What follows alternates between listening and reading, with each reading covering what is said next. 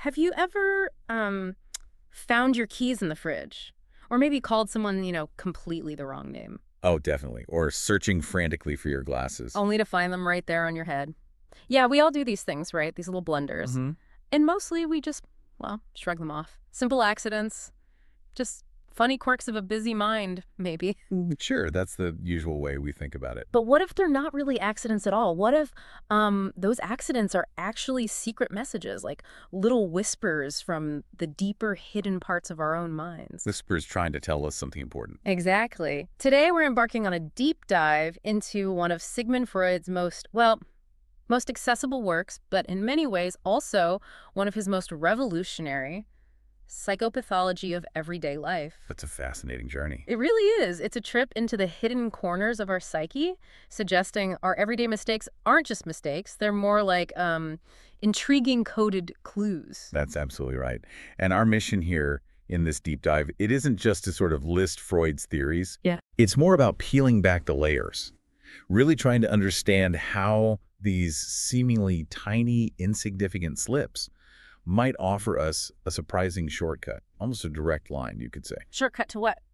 into the hidden workings of our unconscious mind, revealing desires, maybe fears, memories that our conscious selves might actively try to push down or maybe don't even know exist. Mm. And we'll explore why these insights, even over a century later, they still fascinate us. They challenge us. Sometimes they even amuse us. Right. They make us look at our own daily lives, those little hiccups, in a completely new light. Precisely. And it's probably good to place this book, in its context. Psychopathology of Everyday Life. It was first published in German back in 1901, then the full version came out in 1904. Right, in his most foundational period. Exactly. Alongside his other big popular texts, The Interpretation of Dreams, which was 1899, and then Jokes and Their Relation to the Unconscious in 1905. Yeah, these weren't just dry academic papers. Not at all. They were designed, it seems, to take these really radical ideas of psychoanalysis out of the clinical setting. And bring them into, well, public consciousness. Yeah. Making the unconscious is almost a household word. Yeah, exactly. Okay, so let's really unpack this. The central discovery of the book, this idea Freud called parapraxises. Mhm. For a lot of us, that probably sounds like a very academic term, maybe a bit intimidating. So what exactly is a parapraxis? And why did Freud think it was so incredibly important? Why more than just a simple mistake? That is the perfect place to start. Because, yeah, parapraxis really is the cornerstone, not just of this book, but arguably of a lot of his psychoanalytic theory. Right. So essentially, parapraxis is, it's an umbrella term, something Freud coined to cover all those common, everyday minor errors we make. Okay. And it's much broader than just the famous slip of the tongue, the thing we call a Freudian slip. Ah, okay. So it includes more. Oh, yeah, much more.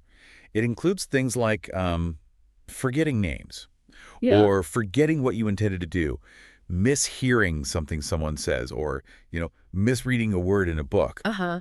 losing objects that are infuriating experience, Mm-hmm. or even just when your speech sort of falters, Yeah. becomes incomplete, or you stumble over words. All those little things. All those little things, yes, and many more. They all fall under this banner of parapraxis. Okay. Now, the truly revolutionary part, and this is the core revelation here, was Freud's assertion that these are not random. Right. Not just glitches. Exactly. They're not mere coincidences. They're not just because you're tired or not paying attention or just unlucky, which is how we usually dismiss them. Mm-hmm. Instead, Freud argued, quite forcefully, that every single one of these seemingly trivial slips is the result of an unconscious desire, or maybe a repressed memory, or some kind of unresolved internal conflict that's actively trying to surface. Wow. That's a huge claim. It was absolutely radical for its time. It challenged centuries of thinking about, human intention and consciousness. It suggested our minds aren't these single, unified things, that parts of us operate outside our awareness, sometimes even against our conscious will. So it's not just a momentary brain hiccup, like a cognitive glitch. It's something, deeper, bubbling up from below the surface. Precisely. It points to a kind of secret life of the mind, operating right under our noses, as you say. And this connects to his idea of unconscious intervention. Exactly. That's the mechanism he proposed. Freud's theory suggests that, every person carries this hidden reservoir inside them. A reservoir of what? Of thoughts, desires, impulses, emotions. Things that have been actively pushed down, suppressed. Why suppress? Often because they're unacceptable. Maybe to society's rules, or our own moral code. Or maybe they're just too uncomfortable, too painful, too threatening to our conscious self-image. so we push them down, often without even realizing it. Right, that's repression. That's repression, a fundamental defense mechanism. Huh. But, and this is the crucial part, these repressed things, they don't just disappear. They don't vanish. They stick around. They stick around. They remain active, dynamic, like a sort of persistent undercurrent, always looking for a way out, a way to express themselves. Mm-hmm. And when an opportunity comes up, maybe our conscious guard is lowered because we're distracted or tired or stressed, or maybe a particular situation triggers an association. They seize that chance. They subtly, or sometimes not so subtly, slip through. They reveal themselves through these minor errors. The unconscious mind, in that moment, actively interferes with what we consciously intend to do or say. So you intend one thing. Right. You intend to say strength, but your unconscious intervenes, maybe driven by hidden resentment, and misery pops out instead. It's like a censored thought finding a loophole. A loophole in our own mental censorship. That's a powerful image. So for us, for the listener, it means those moments. You know, when a word just slips out or you lose something at the worst possible time. They might not be random at all. They might actually be your deeper self, your unconscious, trying to communicate something your conscious mind isn't ready or willing to hear. It's like your internal voicemail keeps leaving messages, but you haven't been checking them. And suddenly a notification pops up, brief and maybe a bit cryptic. Yeah, exactly. And this idea, it had even bigger implications, didn't it, for how we understood mental health itself? Oh, absolutely. It went far beyond just explaining everyday errors. Because this is where it gets really interesting and really challenged the thinking of his time. Before Freud, there was this very clear line, wasn't there? Almost a wall between mentally ill and normal. A very rigid line, yes. A stark dichotomy. You were either one or the other. But Freud just tore that down, or at least blurred the lines significantly, in a way that must have been quite unsettling, but maybe liberating too. He absolutely did. This was another truly radical departure, a kind of unifying principle that runs through his work. Freud stated it very clearly. The difference between the sick and the healthy person is merely one of degree, not of kind. Just degree, not kind. What did that mean in practice? Well, it meant that the serious, often debilitating symptoms you see in a psychiatric patient, say obsessions, phobias, anxieties, and the minor, everyday slip of a so-called normal person, they're fundamentally connected. They arise from the same underlying mental processes. Same dynamic? The very same dynamics. Repression, internal conflict, unconscious desires finding expression. It wasn't about two fundamentally different types of minds. It was about different intensities, different manifestations of the same internal struggles. So it suggests a continuum. Exactly. A complete continuum of mental experience. Yeah. Not a sharp division. And this opened up the audacious possibility that all of us, every single one, regardless of how normal or ill we might seem, we all have these unconscious forces at play. We all repress things. We all have hidden desires. We all engage in repression, experience internal conflicts, harbor hidden desires, use defense mechanisms. The difference is just how intensely these dynamics play out, or how subtly, or maybe how catastrophically they manifest in our lives. So for one person, it's forgetting a name. Right. And for another, those same underlying forces might contribute to developing a full-blown neurosis. This idea was incredibly challenging back then. It invited everyone to look inward, not just the people labeled sick. It suggested the human condition itself is inherently filled with these unconscious tensions. It's a completely different way of looking at ourselves, isn't it? Makes you realize that these things we brush off as trivial errors could actually be, well, profoundly meaningful, telling us something about our shared humanity. Okay, so to really get our heads around this, to see it in action, we definitely need some concrete examples. The theory comes alive with the examples. And Freud provides quite a few fascinating ones in the book. Not just from patients, right? But from his own life, too, and observations of others. Yes, he was his own first subject in many ways. So which examples really stand out? What do they actually tell us about these deeper conflicts and the mind's tricky ways? Because that's what makes the idea of parapraxis so vivid for me. You're absolutely right. The examples make the abstract theory really tangible and sometimes, quite startling. Probably the most famous one, the one Freud himself analyzed in great detail, is the Signorelli case. Ah, yes, I've heard of this one. So this happened when Freud was traveling in Herzegovina back in 1898. He was in a conversation about art, Italian Renaissance art, and he suddenly found himself completely unable to recall the name of the painter Luca Signorelli. Just blanked on it. Completely blanked. Okay. He said it was on the tip of his tongue, that classic feeling, but it just wouldn't come. And instead, other names kept popping into his head. Botticelli, Boltrafio, but not Signorelli. Okay, that happens. Memory fails sometime. It does. But Freud didn't just leave it there. He didn't just say, oh, well, bad memory day. He meticulously traced back the chain of associations. What was he talking about right before the name lapse? And what was it? He realized the conversation had touched on themes of death and sexuality. Specifically, the death of one of his patients who had committed suicide due to sexual anxieties. And also a separate discussion about the health issues of Turks living in Bosnia, particularly their fatalistic attitude towards death and certain sexual customs. Heavy topics. Very. And Signorelli himself was famous for his frescoes depicting the Last Judgment, scenes filled with death and the naked body. So Freud traced the block to the syllables Signor, meaning lord or Herr in German, linking to Herzegovina, and Herr, the German word for lord or sir, which appeared in the related suppressed thoughts, and Eli, linking to the substitute names Botticelli and Boltrafio. These topics, death, sexuality, impotence, the Turks, Bosnia, were all linked to repressed, uncomfortable thoughts for Freud at that moment. So the name itself became connected to these repressed ideas. Exactly. Forgetting the name Signorelli wasn't just a random memory failure. It was an act of repression. His mind was blocking the name because it had become unconsciously associated with this cluster of anxiety-provoking thoughts about death and sexuality. And the substitute names, Botticelli and Boltrafio, they weren't random either. They were compromise formations, close enough phonetically, but different enough to avoid the triggering association. Wow, that's incredibly intricate. It really is. It shows how a simple forgetting incident can be a complex manifestation of deep-seated repressed anxieties. It's a defense mechanism in action trying to shield the conscious mind. Makes you wonder, doesn't it? What uncomfortable truths might we be so consciously editing out when we forget something? Absolutely. It's like his own mind was playing this elaborate trick on him, or maybe protecting him in a way. Protecting him from uncomfortable thoughts, yes. Then, of course, there are the classic slips of the tongue, the things we now just call Freudian slips. The book is full of them. Right, the verbal mistakes. These show how our speech, which we think is under conscious control, can suddenly betray us, revealing deeper truths. The classic example, maybe slightly adapted, is the man intending to compliment his partner, maybe say, "You are the biggest strength in my life." Okay, nice sentiment. But instead what comes out is, "You are the biggest misery in my life." Ouch, that's awkward. Extremely awkward. And Freud's interpretation here is pretty direct.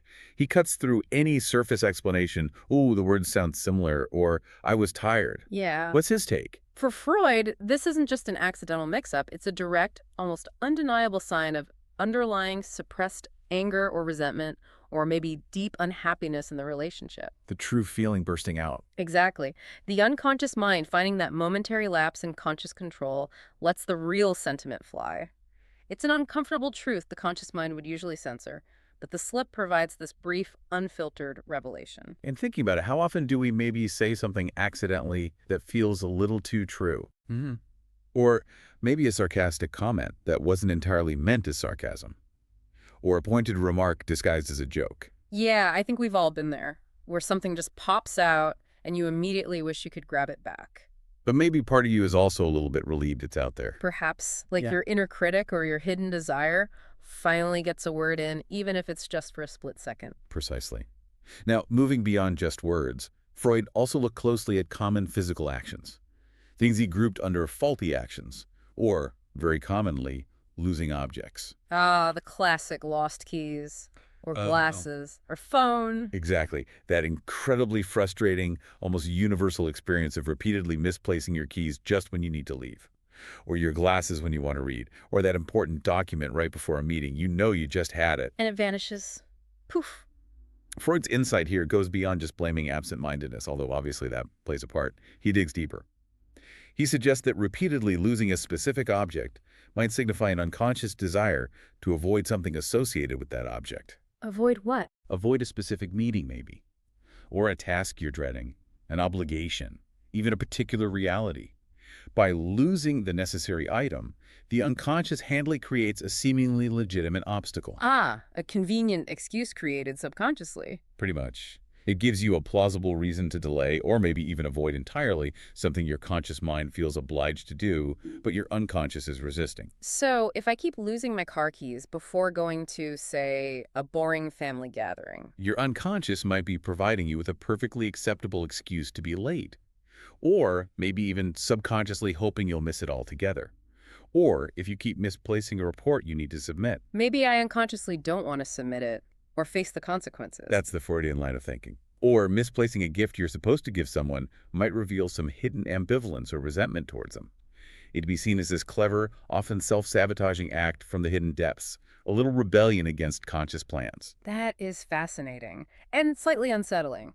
My lost keys aren't just lost keys. They're my deep desire to stay home. Possibly. And finally, Freud also looked at errors in reading and writing. Misreading or miswriting.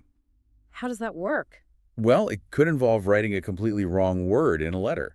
Maybe substituting one word for another that carries a different, more revealing meaning. Or misreading a piece of text in a way that actually aligns better with an internal wish or fear. Like seeing what you want to see or what you dread seeing. Exactly. Freud's view is that these errors, too, are rarely just random. They can signal a hidden wish, or an internal conflict, or a suppressed thought trying to emerge through the seemingly straightforward act of reading or writing. Can you give an example? Sure. Miswriting a date on a check or a document, maybe writing next month's date instead of this month's. Consciously, it's a mistake.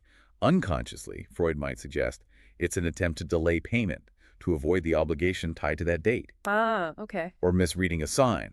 Maybe reading closed when it actually says open because you subconsciously don't want to go in. Or perhaps reading something more hopeful than what's actually written because you wish it were true. Right. The mind subtly altering perception to fit desire or fear. Precisely. These examples are powerful because they take the most mundane, seemingly trivial events of our daily lives and suggest they could be imbued with profound psychological meaning.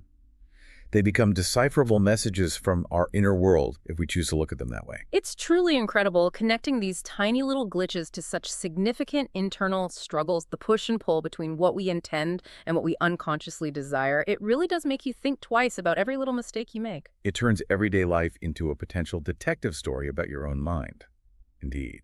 And it's important to stress, he wasn't just collecting a few really good stories and then building a theory. No. No. What often gets overlooked and what makes psychopathology of everyday life more than just, a collection of fascinating anecdotes is Freud's incredibly meticulous approach. He systematically categorized all these different types of slips. He was building a case. That's a really good point. So what was the actual structure of the book? How did he lay out all this material to make his argument about the unconscious being so pervasive? How did he guide the reader through it all? Well, the book is organized into a very logical, very thorough 12-chapter framework. It's not just a random assortment of examples. It's a carefully constructed argument that unfolds chapter by chapter, revealing just how widespread unconscious interference is. 12 chapters. Yeah. Yes, and each chapter really zeroes in on a specific type of error, meticulously exploring its psychological cause, its mechanisms, its implications.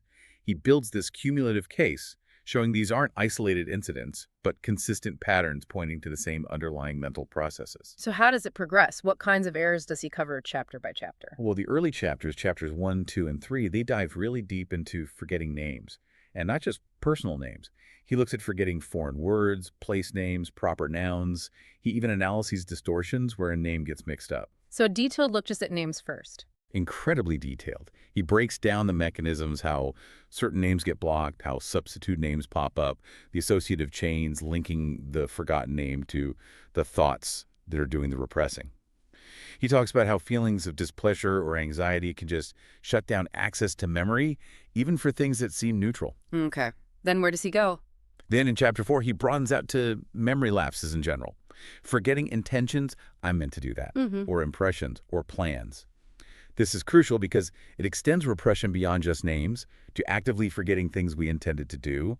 It suggests a resistance to our own conscious will. Chapters 5 and 6 tackle faulty actions and unintentional acts.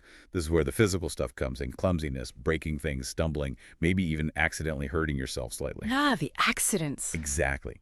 And here, the idea of unconscious self-punishment or self-sabotage really comes into focus. Small accidents potentially revealing deeper conflict. Right, and after physical actions. Then he moves into how our senses get involved.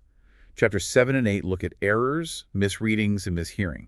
How external information gets distorted or misinterpreted because of our internal desires or expectations. So not just output errors, but input errors too. Precisely.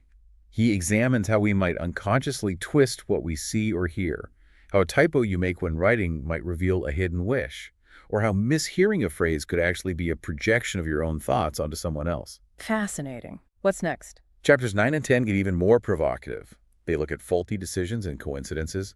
Here, Freud explores whether even our seemingly rational choices or events that appear to be pure chance might actually be influenced or shaped by unconscious factors. So suggesting that fate could sometimes be our own hidden desires engineering things. That's the implication he explores, yes. It's quite a radical extension of the idea. And how does he wrap it up? Well, Chapter 11 is really important. It makes explicit connections to symptoms and neuroses. It bridges the gap between these everyday slips and more serious psychological conditions. Ah, linking back to the idea of a continuum. Exactly, reinforcing that idea. Yeah. The same dynamics causing a simple slip can, if intensified or persistent, contribute to neurosis. And then the final chapter, Chapter 12, provides his general conclusions. He ties all these detailed observations together into this coherent theory about the pervasive influence of the unconscious on our waking life. Right. So the whole structure is designed to show that unconscious interference isn't just occasional. It's happening across pretty much every aspect of our daily lives. Memory, speech, action, perception, even decision-making. He built this really powerful cumulative case. That is incredibly thorough. It really highlights that he wasn't just, cherry-picking fun stories. He was building a comprehensive argument, saying, look, it's not just one type of mistake. It's all these different types everywhere you look, and they all point to the same powerful hidden mechanism. That's exactly the effect. Yeah. It transforms the mundane into something profoundly meaningful. Okay, so what does all this mean for us today? I mean, Freud's ideas, they're obviously incredibly influential. That shaped so much of 20th century thought, even our everyday language. Undeniably. But they certainly weren't without critics, even back then. And definitely now, from a modern scientific viewpoint, some of his conclusions are seen quite differently. So, what are some of the main criticisms aimed at psychopathology of everyday life and maybe Freud's approach more generally? Yeah, it's absolutely crucial to approach Freud with that critical lens. You have to appreciate the immense historical impact, but also understand the limitations, especially when viewed through modern science. One of the biggest criticisms, certainly from a scientific perspective, is the lack of empirical scientific proof. Meaning? Meaning that most of the examples Freud uses, while they're often compelling stories, rich with psychological insight, they're essentially personal anecdotes or observations from his clinical work, case studies of individuals. Right, not controlled experiments. Exactly. These observations, however persuasive they might feel, they just weren't tested in controlled laboratory settings. There were no controlled groups, no way to systematically vary conditions, no statistical analysis to really establish correlation, let alone causation. And crucially, there was no real attempt at falsification trying to prove the theory wrong, which is fundamental to how science works today. His interpretations often depended heavily on his own subjective analysis, tracing these complex associative links that are very difficult for someone else to independently verify or replicate or even refute. So it's hard to test scientifically. Very hard, which leads many critics to see his work more as a kind of interpretive art or a hermeneutic exercise rather than empirical science in the way we understand it now. It's more like building a compelling narrative than testing a verifiable hypothesis. Okay, so it's more like deeply thought out interpretations, fascinating stories, but not hard data you can replicate in a lab. That's a fair summary of that critique.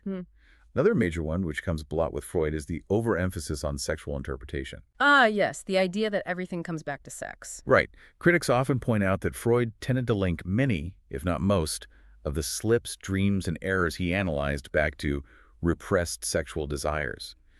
Now, nobody denies sexuality is powerful, especially in the Victorian era he lived in, which was highly repressed sexually. Sure. But critics argue that using this as the primary, almost exclusive explanation sometimes felt forced or overly simplistic. It could seem like he was trying to fit a huge variety of complex human motivations and experiences into this one single framework. Shoehorning everything into one explanation. That's the criticism. It could lead to interpretations that seemed, well, a bit far-fetched sometimes or reductionist, reducing complex feelings like ambition or anger or artistic drive down to a primary sexual impulse. This drew a lot of pushback, and it's still a major point of contention. It became almost a running joke, didn't it, that for Freud, everything was really about sex. Yeah, that stereotype definitely exists. It feels like a very powerful lens, but maybe sometimes too broad if applied to everything. And then we also have to consider the cultural limitations of his work. How so? Well, Freud's examples, his interpretations, They are deeply rooted in his specific time and place. That's European culture, specifically the middle class, bourgeois Viennese society of the late 19th, early 20th century. Right. A very specific context. Very specific. So the big question is, how universal are these interpretations? Does forgetting a name mean the same thing, stemming from the same kind of repression in, say, a collectivist East Asian culture compared to individualistic Vienna? Probably not always. Probably not. What gets repressed, why it gets repressed, and how that repression manifests itself in slips or symptoms that's profoundly shaped by cultural norms, taboos, values, family structures. So what's repressed in one culture might be different elsewhere? Exactly. In one place, it might be sexuality. In another, it might be aggression, or showing disrespect to elders, or failing in one's duty to the family. So you can't just take Freud's specific interpretations from Vienna 1900 and apply them wholesale everywhere else without careful thought and adaptation. It calls for cultural sensitivity. That's a really crucial point. The basic idea of an unconscious might be universal, but its contents, what we push down, that's shaped by our world. Precisely. And then finally, we need to look at modern psychological views. Contemporary psychology, especially cognitive psychology, offers different explanations for many of the slips Freud focused on. Explanations that don't necessarily involve deep, dark, repressed desires. Often, yes. They point to more straightforward cognitive factors, things like simply a lack of attention. We make mistakes when we're distracted or multitasking. Pretty common. Sure. Fatigue. When our cognitive resources are low, our processing gets sloppy. Memory issues, forgetting, isn't always motivated repression. Sometimes retrieval just fails for various reasons. And cognitive biases or processing shortcuts our brains naturally take. Like what kind of shortcuts? Well, there's the idea of spreading activation in our mental dictionary. You're trying to say strength.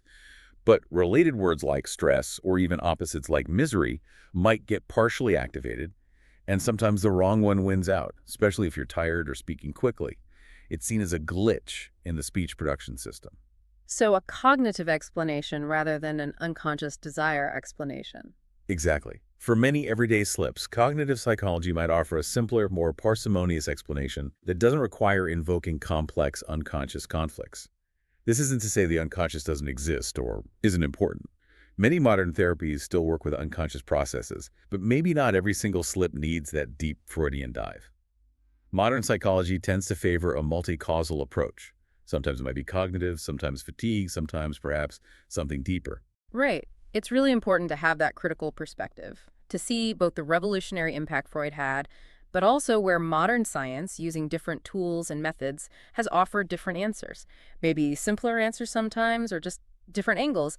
It shows how our understanding keeps evolving. Absolutely. Building on and often questioning those foundations. But even with all those criticisms and the way psychology has evolved, there's no denying this book left a huge mark on culture, on language, on just how we think about ourselves and other people. What would you say its lasting impact really is? How did it fundamentally change things? Oh, the legacy is immense. It's quite remarkable, actually, how much this book permeated general culture, far beyond academia. Perhaps the single biggest contribution was popularizing the very concept of the unconscious mind. Taking it mainstream. Exactly. Before Freud, the idea that there was this vast hidden part of our mind actively influencing us without our awareness, that was mostly confined to philosophy or specialized medical circles. This book, especially because it was written in a relatively accessible style, using everyday examples. Unlike maybe interpretation of dreams, which is denser. Right. This book brought the unconscious out into the open. It introduced the general public to the notion that we aren't entirely rational creatures, that there are these powerful, unseen forces inside us, shaping our thoughts, feelings, and actions. That alone was a profound shift in self-understanding. And beyond just the general concept, the book really cemented the idea that slips are windows to the mind. That specific metaphor. That powerful metaphor, yes. It popularized this enduring notion that our everyday mistakes, the misspoken word, the lost keys, the forgotten appointment, they aren't just random noise, they're meaningful. They're potential windows that offer glimpses into our inner psychological state, hidden desires, unresolved conflicts, unacknowledged truths. And people really latched onto that idea, didn't they? Absolutely. It resonated deeply. Right. And it still influences how people informally interpret their own little blunders and those of others. It turns mundane errors into potentially fascinating clues about what's really going on inside. Which leads us straight to the most famous legacy, right? The Freudian slip itself. That phrase is just everywhere. It's completely entered the lexicon. It's amazing. The term Freudian slip became this widely recognized phrase, deeply integrated into, well, everything. Literature, movies, politics, everyday conversation. It's shorthand for an unintentional revelation. Give us some examples of how it's used. Well, you hear it casually all the time. Someone accidentally calls their new partner by their ex's name, classic Freudian slip, supposedly revealing unresolved feelings. You see it used for comedic effect in sitcoms, where a character blurts out their true, often inappropriate feelings. Uh-huh. It gets invoked in political analysis. A politician means to say one thing but accidentally says something that seemed to reveal a hidden motive or belief, like intending to talk about public service but accidentally mentioning corporate profits. Right, revealing their true priorities. That's how it's often interpreted. It captures that moment when the carefully managed conscious persona slips and a deeper, perhaps less flattering, truth pops out. The sheer ubiquity of the phrase shows how thoroughly Freud's core ideas soaked into common understanding. It permanently changed how we talk about human error and hidden motives. It really did. And did the book have influence within psychoanalysis itself after Freud? Oh yes, definitely. It wasn't just a popular hit. It had significant influence on later psychoanalysts. Major figures who came after Freud, like Jacques Lacan in France, considered it a foundational text. How did someone like Lacan use it? Well, Lacan, for example, took the idea of the slip of the tongue and really ran with it, integrating it into his theories about language and the unconscious. He saw slips not just as revealing repressed desires, but as moments where the very structure of language, what he called the signifying chain, breaks down, allowing the unconscious, which he believed was structured like a language, to speak directly. Wow, okay. So it continued to be influential theoretically. Absolutely. Yeah. It solidified its place as a core text in the psychoanalytic tradition. The study of parapraxis remains central to understanding the unconscious and its relationship to language, even as psychoanalysis evolved and branched out in different directions after Freud. It was a fundamental building block. It truly changed how we see ourselves, didn't it? Those little quirks, those imperfections of daily life suddenly had this potential hidden layer of meaning. It kind of made us all amateur psychologists, wondering what our own slips might be trying to tell us. Precisely. It invited introspection into the most ordinary moments.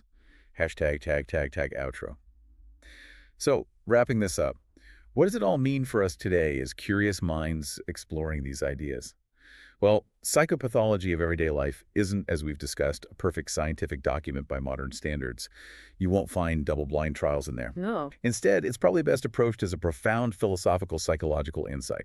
It's a deeply thought-provoking, often incredibly entertaining, and surprisingly accessible exploration of the mind's hidden complexities. Yeah, entertaining is a good word for it sometimes. The examples are fascinating. There really are. It invites us to consider possibilities about our inner lives, possibilities we might otherwise just completely ignore or dismiss as random noise. Exactly.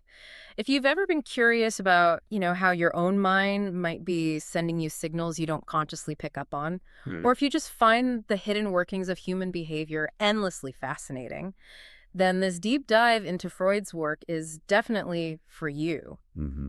It encourages us, really, to look at our everyday blunders, not just as embarrassments to quickly forget. No, but as potentially intriguing clues, little breadcrumbs maybe, Yeah. leading us deeper into our own internal world. It challenges our comfortable notion of being fully in conscious control. It really does. So, here's a final thought to take away. Next time you stumble over a word, or you misplace your keys yet again, or you find yourself saying something that just wasn't quite what you intended, don't just shrug it off. Pause for a second. Ask yourself, is this really just an accident? Or is my unconscious mind trying to tell me something important? Something perhaps I finally need to pay attention to? You might be surprised sometimes at what thoughts come up if you genuinely ask that question. You really might. It's certainly something to ponder.